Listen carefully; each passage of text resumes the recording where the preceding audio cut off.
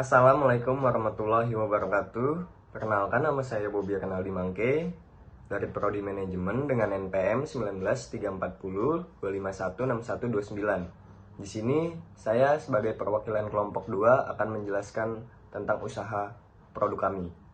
Yang pertama, usaha kami yaitu usaha bakso aci. Dan nama produk kami itu adalah bakso aci khas Garut. Mengapa kami memilih bakso aci khas Garut? Karena bakso aci adalah makanan khas Garut dan itu akan mudah terpopuler di kalangan masyarakat apabila kami memilih nama itu. Kemudian kenapa kami memilih produk bakso aci? Ya, alasan kami memilih produk tersebut karena sedang trendy di kalangan anak muda maupun orang tua. Hal ini yang menyebabkan saya memilih usaha tersebut. Dan usaha ini memang memiliki banyak peminat karena cita rasa yang lezat, sedap, dan pedas, serta kuahnya yang ingin orang itu makan berkali-kali.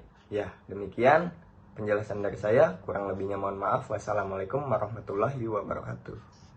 Kenalkan, saya Neila Faradila Cahyani dari Prodi Ilmu Komunikasi dan anggota kelompok 2 Kewirausahaan. Di sini saya akan menjelaskan keunikan produk bakso aci kelompok kami. Pada dasarnya, bakso aci terbuat dari tepung tapioka atau tepung sagu. Nah, walaupun terbuat dari tepung tapioka, bakso aci kami ini memiliki tekstur yang kenyal, empuk, dan mudah dikunyah. Sehingga walaupun dimakan dalam keadaan yang tidak terlalu panas, bakso kami ini tetap memiliki tekstur yang kenyal dan empuk.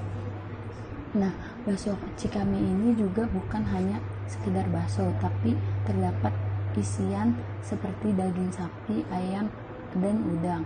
Selain itu, restoran bakso aci kami ini menyediakan berbagai topping untuk bakso acinya, seperti tahu, kerupuk, keripik pilus, cireng, batagor, dan sebagainya.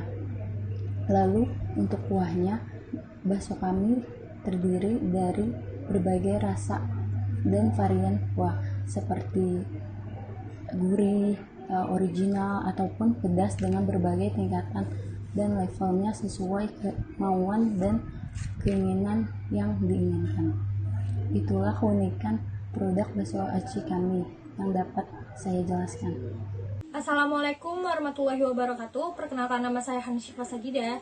Saya dari Prodi Sastra Inggris. Di sini saya akan menjelaskan hasil wawancara kelompok 2 dengan penjual fried chicken. Berdasarkan sumber data yang saya dapatkan dari hasil wawancara penjual fried chicken, saya mendapatkan wawasan baru bahwa jika kita ingin membuka usaha, maka kita harus bersemangat dan pantang menyerah. Banyak orang yang memilih untuk membuka usaha untuk menghidupi kebutuhan hidup sehari-hari, baik yang itu sudah bekerja maupun yang belum bekerja.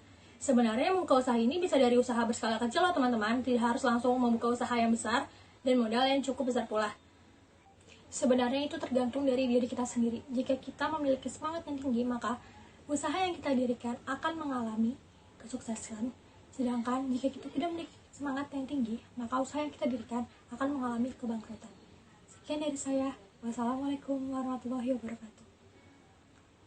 Dalam usaha fried chicken Banderas ada beberapa bagian kerja masing-masing anggota. Yang pertama ada administrator, adalah orang yang bertugas untuk mengelola buka harian dan menanggapi klien.